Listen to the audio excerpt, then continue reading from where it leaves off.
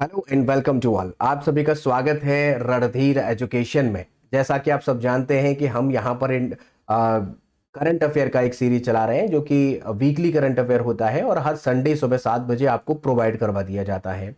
इसका पीडीएफ भी हम आपको प्रोवाइड करा देते हैं जो कि हिंदी और अंग्रेजी दोनों में एमसीक्यू फॉर्म में होता है। पूरी डिटेल उसमें होती है, सभी प्लेलिस्ट का जिक्र भी उसमें होता है, लिंक भी हमने वहां पर दे दिया है। अगर आप टेलीग्राम चैनल पर यदि हैं तो ठीक, नहीं है तो अभी हमने डिस्क्रिप्शन में उसका लिंक दे दिया है, जाइएगा 2 सेकंड का वेट करिएगा, आपको ये टेलीग्राम चैनल ज्वाइन करने के लिए आ जाएगा। वहीं पर आपको ये पीडीएफ हम प्रोवाइड करा देंगे जो कि फ्री ऑफ कॉस्ट है। अगर बात करें कि हम आज के इस लेक्चर में कहां कहां तक डिस्कस करेंगे तो 24 फरवरी से लेकर 2 मार्च 2025 यानी आज तक के सभी महत्वपूर्ण करंट अफेयर्स को देखेंगे जो कि हमारे कॉम्पिटिटिव एग्जाम्स में पूछे जा सकते हैं और आपके अपडेट रहने के लिए भी बहुत जरूरी है। ध्यान रखिए, आप हम जो करंट अफेयर करा रहे हैं इसके साथ साथ जो उसका स्टैटिक बन सकता है वो भी हम कवर कराते हैं। इसका मतलब हमारी ये क्लासेस जो है वो डबल आपको डोज दे रही हैं, एक करंट अफेयर डोज है, एक इसमें स्टैटिक डोज भी है, तो दोनों बहुत ही जरूरी है, एग्जाम्स में पूछी जाती हैं, आप सब जानते हैं। तो चलिए क्लास को स्टार्ट कर लेते हैं और हम यहां पर पहले क्वेश्चन ऑफ द वीक लेंगे। अगर आप हमें फॉलो कर रहे हैं तो क्वेश्चन ऑफ द वीक बहुत आसानी से आप आंसर कर पाएंगे। सवाल हमारा देखिएगा, हाल ही में दिल्ली की नई मुख्यमंत्री कौन बनी है? ऑप्शंस आपके सामने हैं, आप हमें कमेंट करके जरूर बताइएगा। और बच्चा बच्चा इसके बारे में जानता है, हम आपको कई बार बता चुके हैं, तो आप इसका आंसर जरूर करिएगा। आपके आंसर करने से हमें मोटिवेशन मिलता है और लगता है कि आप हमारे साथ साथ ध्यान से पढ़ते हुए सीखते हुए चल रहे हैं। तो ऑप्शंस आपके सामने, अपर्णा मिश्रा, रेखा गुप्ता, सोनाली वर्मा, कविता चौधरी, जो भी आपको लगता है आप कमेंट करके जरूर बताइएगा। अब लेते हैं हम क्वेश्चन नंबर 1। आज का हमारा क्वेश्चन नंबर 1 है कि किस देश के राष्ट्रीय दिवस समारोह में प्रधानमंत्री नरेंद्र मोदी को सम्मानित अतिथि के रूप में आमंत्रित किया गया है? जैसे हम किसी को बुलाते हैं, अभी हमने 26 जनवरी पर किसी को बुलाया, उसी प्रकार हमारे प्रधानमंत्री को भी इनवाइट किया गया है। तो सवाल है कि किसने इनवाइट किया है, तो वो देश है मॉरिशस। यहां पर हमारा राइट आंसर होगा मॉरिशस देश ने ऐसा किया है ना। मॉरिशस देश जाएंगे हमारे देश के प्रधानमंत्री। सवाल बनता है कब जाएंगे, तो 12 मार्च को वहां पर उनका राष्ट्रीय दिवस मनाया जाएगा, क्योंकि 12 मार्च 1968 को यह देश अंग्रेजों से आजाद हुआ था। आप जानते हैं लगभग 80-90% देश अंग्रेजों के गुलाम रह चुके हैं, उनमें से ये भी है मॉरिशस। मॉरिशस कहाँ है, कैसे है, वो सब हम आगे डिस्कस करेंगे। तो मॉरिशस को स्वतंत्रता जो मिली है वो 12 मार्च 1968 को मिली है, वहां पर राष्ट्रीय दिवस मनाया जाएगा। उसमें हमारे पीएम नरेंद्र मोदी आमंत्रित किए गए हैं। हमने यहाँ पर मैप जो लिया है, यहाँ देख रहे हैं कि यह हिंद महासागर है। हिंद महासागर में ये मॉरिशस आपको दिखाया गया है मेडागास्कर के पास। ये आप जो देख रहे हैं अफ्रीका कॉन्टिनेंट है, अफ्रीका में ये आपका है मेडागास्कर और ये है आपका मॉरिशस। तो यहाँ मॉरिशस की बात है, इसकी राजधानी आप ध्यान रखेंगे पोर्ट लुइस है। राष्ट्रपति इस समय पर पृथ्वीराज सिंह रूपन है, ये पॉइंट भी आप ध्यान रखें। प्रधानमंत्री प्रविंद जगन्नाथ हैं। मॉरिशस की जनसंख्या में 67% इंडो मॉरिशस है, मतलब वो मूल रूप से भारत के निवासी थे और 67 उनकी जनसंख्या है। 5.1% जनसंख्या भोजपुरी भाषा बोलती है, ये आंकड़े 2022 के अनुसार है। तो मॉरिशस के बारे में बड़ी ही इंटरेस्टिंग फैक्ट ये है, पूछ लेता है कि मॉरिशस में कौन सी भाषा, भारतीय भाषा बोली जाती है, तो वो भोजपुरी है। भोजपुरी गाने वाले तो आपने भोजपुरी में सुना ही होंगे, तो वही भोजपुरी भाषा जो है वहां पर बोली जाती है। भारत में लोकपाल की स्थापना कब हुई? अब लोकपाल की बात यहां इसलिए है क्योंकि अभी हाल ही में चर्चा हुई है इसके बारे में, तो आपको आंसर बता दें, इसका आंसर होगा ऑप्शन सी 19 मार्च 2019। 19 मार्च 2019 को लोकपाल की स्थापना की गई है। ये एंटी करप्शन की तरह काम करता है, जितने भी हमारे देश में डिपार्टमेंट्स होते हैं उन सब पर निगरानी रखता है। करप्शन कोई करता है तो उसे दबोच लेता है, ये है हमारा लोकपाल। इसने क्या कहा कि पहले हाईकोर्ट जो था, हाईकोर्ट को ये कहा इसने, लोकपाल ने, कि हाईकोर्ट में जो काम चल रहा है, हाईकोर्ट को संविधान के द्वारा स्थापित नहीं किया गया है बल्कि एक नियम, एक्ट बनाकर स्थापित किया गया है, ऐसा बताया गया। और एक्ट कौन सा था? भारत शासन अधिनियम 1935 के तहत उसे स्थापित किया गया है हमारे देश के कोर्ट्स को। तो अगर बात करें कि कोर्ट अगर स्थापित किया गया है, तो इन्होंने कहा, लोकपाल ने, कि वो हमारे अंडर में आना चाहिए, हमारे दायरे में आना चाहिए, हम उस पर भी जांच बैठा सके, ऐसा होना चाहिए। लेकिन सुप्रीम कोर्ट ने अपने जजमेंट में ही क्लियर कर दिया कि हाई कोर्ट को लोकपाल के दायरे में नहीं लाया जा सकता। तो पॉइंट आपको ध्यान रखना है, इंपॉर्टेंट है। क्या कहा था लोकपाल ने कहा कि संविधान के द्वारा उसे स्थापित नहीं किया गया है, लेकिन उसे एक एक्ट के द्वारा स्थापित किया गया था 1935 के एक्ट के तहत, और इंडियन काउंसिल एक्ट 1861 के तहत स्थापित किया गया था, इसलिए वह जांच के दायरे में आना चाहिए, ऐसा कहा गया है। लेकिन आपको पता ही है हमारे संविधान में उसका आर्टिकल भी है, हमारे संविधान में सब कुछ है, लेकिन स्थापना की बात करें तो वह एक्ट के थ्रू है, जैसा कि लोकपाल ने कहा। तो इसे सुप्रीम कोर्ट ने साफ मना कर दिया है कि ऐसा नहीं हो सकता। ऐसा क्यों नहीं हो सकता? क्योंकि लोकपाल कहीं ना कहीं सरकार का ही एक मेन मेंबर है, वो सरकार का वर्चस्व यानी कोर्ट्स पर भी हो जाएगा, मींस की न्यायपालिका भी यहां पर अब दूषित हो जाएगी, उस पर सरकार का अधिकार हो जाएगा। चूंकि आप जानते हैं कि हमारे देश में स्वतंत्र न्यायपालिका है, अलग अपना काम करती है, सेपरेशन है, तो वो नहीं रहेगा, इस वजह से ये जरूरी है। तो ध्यान रखेंगे लोकपाल और लोकायुक्त क्या है। ये एक अधिनियम 2013 में आया था, लोकपाल और लोकायुक्त अधिनियम। लोकपाल की बात करें तो यह केंद्र स्तर पर भ्रष्टाचार की निगरानी करता है, और लोकायुक्त जो होता है वो राज्य स्तर पर भ्रष्टाचार की निगरानी करता है, मामलों की जांच करता है। कोई भी अधिकारी आपसे घूस मांगता है, कोई अधिकारी आपसे पैसा मांग रहा है, तो आप इसकी शिकायत लोकायुक्त को कर सकते हैं। इसमें एक अध्यक्ष होता है और 8 इसके सदस्य होते हैं, मेंबर्स होते हैं। अधिकतम कार्यकाल 5 वर्ष या फिर 70 वर्ष, जो भी पहले हो जाए वो होगा इसमें, ठीक है। एंटी करप्शन में बहुत से अधिकारी पकड़े जाते हैं, आपने देखा होगा। यह अधिनियम सरकारी अधिकारियों और जन सेवकों के भ्रष्टाचार पर निगरानी रखने के लिए बना है, ताकि प्रशासन में पारदर्शिता और जवाबदेही बनी रहे। हमने देखा बेल्ट पकड़ के ले जाते हैं किसी एक अधिकारी को जो पैसे घूस लेता है। कई बार पुलिस के दरोगा, ट्रिपल स्टार, लेखपाल, तमाम के अधिकारी यहां पर पकड़े गए हैं। तो वो लोकपाल और लोकायुक्त अधिनियम 2013 के ही तहत है। लोकायुक्त उत्तर प्रदेश का राज्य का हो सकता है, और जो लोकपाल है वो केंद्र का होगा, ठीक है। अगला, लोकायुक्त नियुक्ति कौन करता है? तो लोकपाल राष्ट्रपति के द्वारा नियुक्त किया जाता है सिलेक्शन कमेटी की सिफारिश पर, और लोकायुक्त जो है वो राज्यपाल द्वारा किया जाता है, जो कि सिलेक्शन कमेटी की सिफारिश पर ही होता है। वर्तमान लोकपाल जो हमारे भारत के हैं वो न्यायमूर्ति अजय मानिक राव खानविलकर हैं, जो कि 27 फरवरी से काम कर रहे हैं 2024 की से। पहले अध्यक्ष जो बनाए गए, पहले चेयरमैन जो बनाए गए वो थे पिनाकी चंद्र घोष। इनका नाम आप लोगों ने बहुत पढ़ा होगा, ठीक है भाई। चलिए अगला प्रश्न है हमारा तीसरा प्रश्न है, किस राज्य ने हाल ही में बाहरी लोगों द्वारा कृषि भूमि की खरीद को प्रतिबंधित करने वाला नया भूमि कानून पारित किया है? मतलब उस राज्य में दूसरे किसी राज्य का व्यक्ति जमीन नहीं खरीद सकता, और वो कौन सी? एग्रीकल्चर। तो एग्रीकल्चर नहीं खरीद सकता, वो राज्य है हमारा उत्तराखंड। तो उत्तराखंड ने ऐसा कहा है, उसने कहा है कोई भी बाहर का व्यक्ति अगर हमारे राज्य में आता है तो वो 250 वर्ग मीटर जो जमीन है वो खरीद सकता है, लेकिन रेजिडेंशियल खरीद सकता है, रहने के लिए खरीद सकता है, लेकिन एग्रीकल्चर लैंड वो नहीं खरीद सकता, ऐसा कहा गया है इसमें। और इसने एक काम और किया है, इसमें काम और किया एक्ट के तहत, कि एक परिवार एक जमीन या एक खरीद, ऐसे करके इसने एक स्टेटमेंट दिया है, एक परिवार एक खरीद, ऐसा कहा है। इसका मतलब है कि अगर कोई बाहर का व्यक्ति आता है और वह 250 वर्ग मीटर की जमीन खरीद लेता है रहने के लिए, और उसका दूसरा जो लड़का है, उसका भाई है, उसके परिवार का कोई और व्यक्ति 250 वर्ग मीटर फिर से खरीद ले, तो ये भी वैलिड नहीं है। मींस कि एक परिवार ही 250 वर्ग मीटर ले सकता है।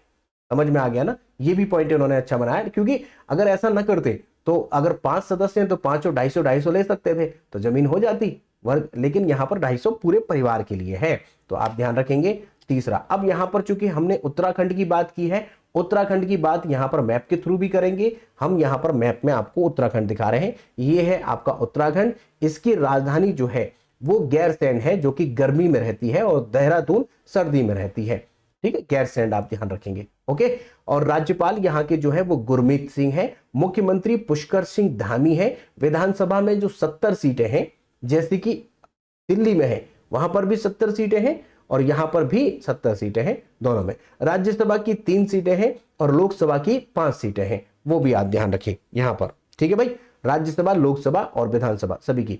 उत्तराखंड को देवभूमि के नाम से जाना जाता है क्योंकि यहां पर कई प्रमुख तीर्थ स्थल हैं, इसलिए इसे हम देवभूमि के नाम से जानते हैं। उत्तराखंड हमारे ही उत्तर प्रदेश से कभी अलग हुआ है और मुझे लगता है कि हमारे काफी ऐसे साथी हमसे जुड़े हुए हैं जो कि बहुत आसानी से इसे बता सकते हैं। हमने इंडियन पॉलिटी की क्लासेस में, अन्य क्लासेस में भी इसको पढ़ाया है कि उत्तर प्रदेश से कब अलग होता है। 13 जिले इसके जो पहाड़ी जिले हैं वो अलग कर दिए जाते हैं। चलिए अगला प्रश्न देखते हैं। चौथा प्रश्न है कि हाल ही में किसे सर्वश्रेष्ठ सुरक्षा पुरस्कार गोल्डन ट्रॉफी से सम्मानित किया गया है। टाइम वेस्ट न करते हुए सीधे आंसर आपको बताते हैं। जिसे सम्मानित किया गया है वो एयरपोर्ट है मोपा एयरपोर्ट, और मोपा एयरपोर्ट कहां पर है, गोवा में। तो मोपा एयरपोर्ट गोवा को यहां पर किया गया है सर्वश्रेष्ठ सुरक्षा पुरस्कार के तहत सम्मानित। तो ध्यान रखेंगे मोपा एयरपोर्ट भारत का पहला एयरपोर्ट है जिसे इस तरह का कोई अवार्ड मिल रहा है, तो सर्वश्रेष्ठ सुरक्षा पुरस्कार इसे मिला है। अगला प्रश्न, किस क्रिकेटर ने हाल ही में सचिन तेंदुलकर के रिकॉर्ड को तोड़ते हुए सबसे तेज 14,000 एक दिवसीय रन बनाने का रिकॉर्ड बनाया है। और ऐसा रिकॉर्ड तोड़ने वाला भारत में केवल एक ही खिलाड़ी था और वो था विराट कोहली। तो ऑप्शन डी हमारा यहां पर सही होगा, विराट कोहली। विराट कोहली ने ये जो काम किया है, ये विराट कोहली ने जो काम किया है ना, वो 287 पारियों में किया है। बड़ी बात है, 287 पारियों में। अगर सचिन की बात करें तो सचिन ने ये काम जो किया था वो 350 पारियों में किया था। अगर यह लड़का विराट कोहली अगर 350 पारियां खेल लेगा तो फिर इसका रिकॉर्ड तो और मतलब विश्व रिकॉर्ड बन सकता है। मींस विश्व रिकॉर्ड मींस कि इसका रिकॉर्ड नहीं तोड़ पाएगा कोई, अभी भी विश्व रिकॉर्ड ही है। तो यहां पर 350 पारियों में सचिन ने किया था। एक और व्यक्ति है कुमार संकारा। अभी तक 3 ही लोग ऐसे रहे जिन्होंने इन नंबर्स को पार किया है 14,000 से ऊपर। तो एक विराट कोहली, एक सचिन, एक है कुमार संकारा, कुमार संगकारा, ये भी आप ध्यान रखेंगे, संगकारा। इसने जो काम किया है वो काम किया है 3780 पारियों में। तो सबसे ज्यादा समय अगर किसी ने लिया, कुमार संकारा 3rd नंबर पर, 2nd नंबर पर सचिन है और अब पहले नंबर पर विराट आ चुका है, विराट कोहली। वैसे सचिन पहले नंबर पर था लेकिन अब सचिन का रिकॉर्ड टूट चुका है, अब विराट कोहली पहले नंबर पर है। तो 3 खिलाड़ी ऐसे अब तक हैं। वनडे में सबसे ज्यादा शतक लगाने वाले बल्लेबाज हैं, 51 इन्होंने लगाए हैं। अंतरराष्ट्रीय क्रिकेट में दूसरे सबसे ज्यादा शतक इन्होंने लगाए हैं। वनडे में तो 51 सबसे ज्यादा है, अंतरराष्ट्रीय में इन्होंने यहां पर जो लगाए हैं दूसरे सबसे ज्यादा शतक हैं। ठीक है, अच्छा, T20 वनडे और अंतरराष्ट्रीय क्रिकेट में तीसरे सबसे ज्यादा रन बनाए हैं इन्होंने। अब तक के रिकॉर्ड के हिसाब से अगर देखें तो आईसीसी अवार्ड 10 बार सबसे अधिक इन्होंने अवार्ड प्राप्त किया है। ICC ODI player of the year 2012 में, 17 में, 18 में और 23 में ये रहे। ठीक है भाई, चलिए अगला प्रश्न है हमारा छठा प्रश्न देखिएगा। हाल ही में 24 से 28 फरवरी तक वित्तीय साक्षरता सप्ताह 2025 किसने शुरू किया है। तो बैंकिंग के लिए बहुत ही जरूरी प्रश्न है और ये प्रश्न का आंसर होगा भारतीय रिजर्व बैंक ने। आप जानते हैं कि भारत में महिला सशक्तिकरण के लिए भारत सरकार हो या कोई बैंक हो या रिजर्व बैंक ऑफ इंडिया जो कि सेंट्रल बैंक है, वो सब काम इस तरह के कर रहे हैं। तो यहां पर महिलाओं की भागीदारी को बढ़ाने के लिए इस सप्ताह को चलाया गया है जो कि भारतीय रिजर्व बैंक के द्वारा चला है। और यह जो है रोल जो है कब से शुरू किया गया है इस तरह का सप्ताह चलाना, तो इन्होंने ये जो शुरू किया है ये 2016 से ऐसा करते आ रहे हैं। 2016 से इस तरह के सप्ताह चलते रहे हैं। तो वित्तीय साक्षरता सप्ताह है और इसका थीम 2025 का है फाइनेंशियल लिटरेसी वुमेन्स प्रॉस्पेरिटी। यहां पर महिलाओं को आगे बढ़ाने के लिए ऐसा किया गया है। रिजर्व बैंक की बात करें आरबीआई की, तो यह एक सेंट्रल बैंक है। ध्यान रखेंगे, सेंट्रल बैंक ऑफ इंडिया जिसको हम सीबीआई कहते हैं वो नहीं है ये, वो सेंट्रल बैंक ऑफ इंडिया अन्य बैंक है, दूसरा है। लेकिन हमारे देश का सेंट्रल बैंक कौन सा है, वो रिजर्व बैंक है।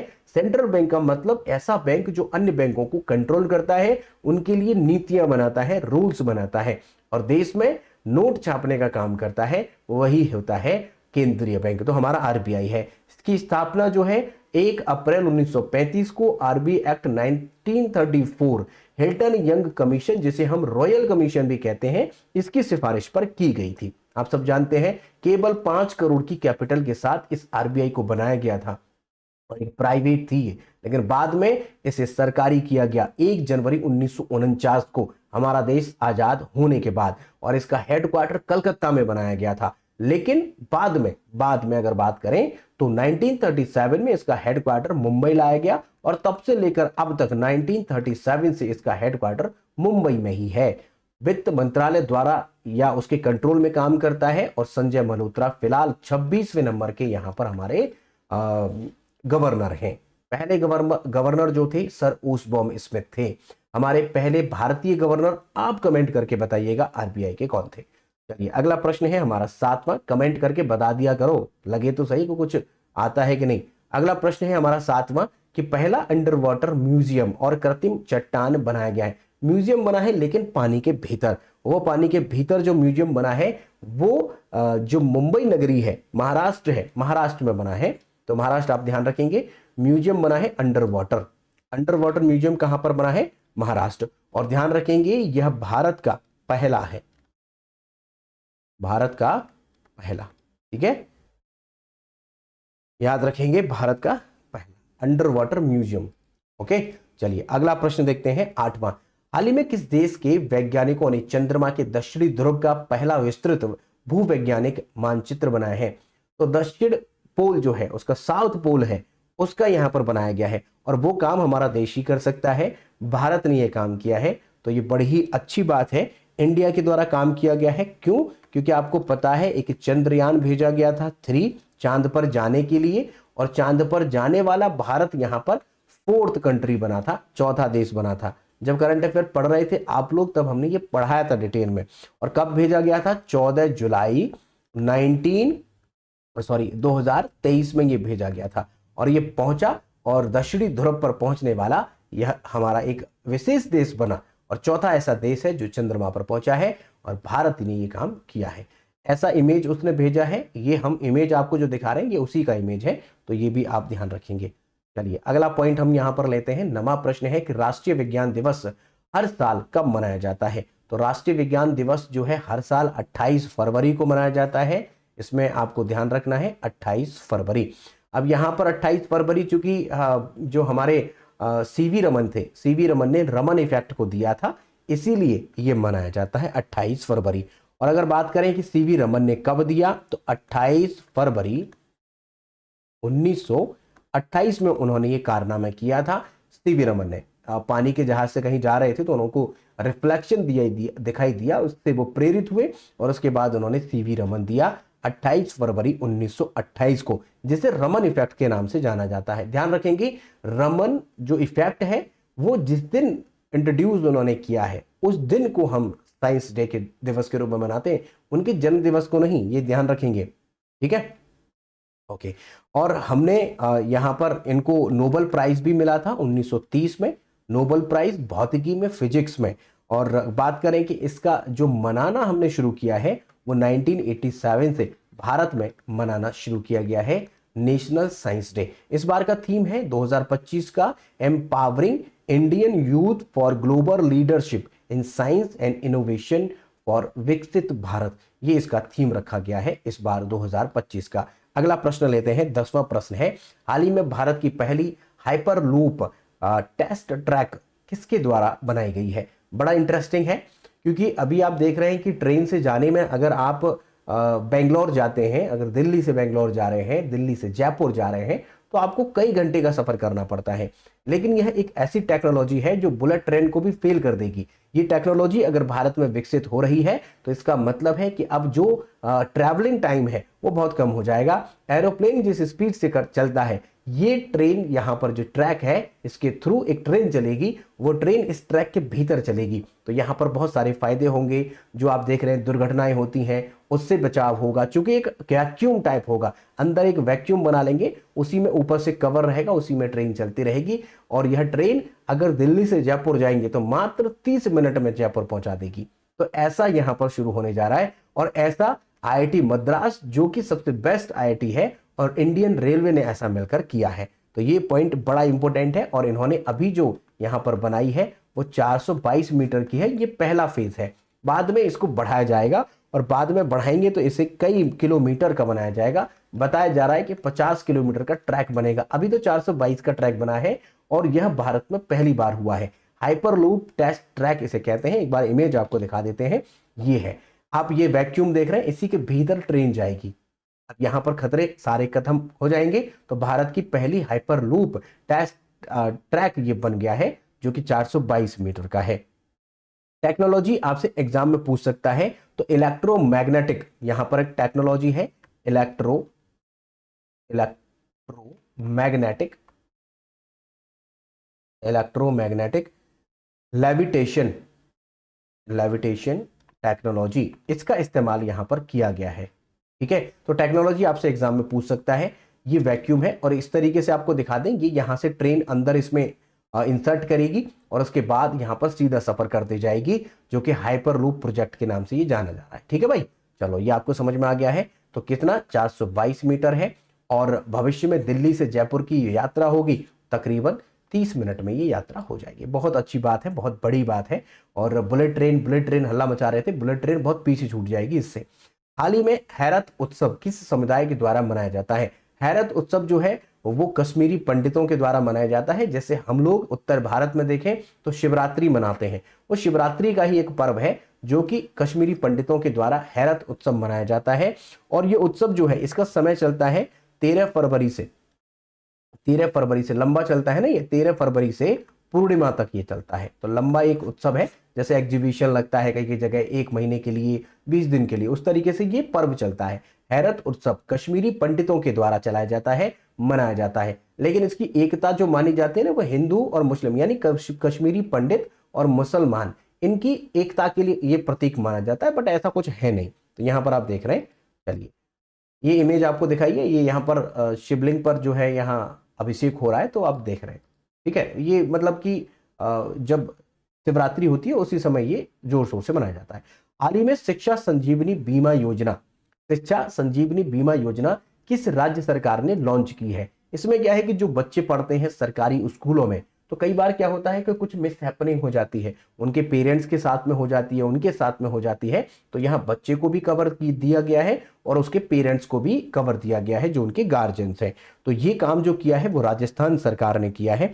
तो राजस्थान सरकार की जो गवर्नमेंट स्कूल होंगे उनमें ये विशेषता दी गई है कि जो बच्चे हैं उनको यहाँ पर सुविधा मिलेगी, उन्हें इंश्योरेंस दिया जाएगा, उन्हें कुछ पैसा दिया जाएगा अगर उनके साथ मिस हैपनिंग होती है, उनके पेरेंट्स के साथ होती है तो भी। अगर पेरेंट्स की डेथ हो जाती है उनके पढ़ने के दौरान, तो 18 साल तक बच्चे को मिलेगा यहाँ पर स्कॉलरशिप। ऐसी व्यवस्था सरकार ने की है। तो सरकार धीरे धीरे बहुत सी ऐसी चीजें करती चली जा रही हैं, चाहे केंद्र सरकार हो चाहे राज्य सरकारें हो, वो इस तरह से करती जा रही है जिससे कि जन कल्याण हो सके। तो जन कल्याण के लिए बहुत अच्छी इसकी स्कीम है, जो कि बच्चों को सुरक्षित करती है। इसमें बच्चे को जो मिलेगा वो 1 लाख रुपए मिलेगा, और माता पिता को जो गार्जियन है उनको 1.5 लाख रुपए, 1.3 लाख तकरीबन है, तो 1.5 लाख आप कह सकते हैं वो मिलेगा।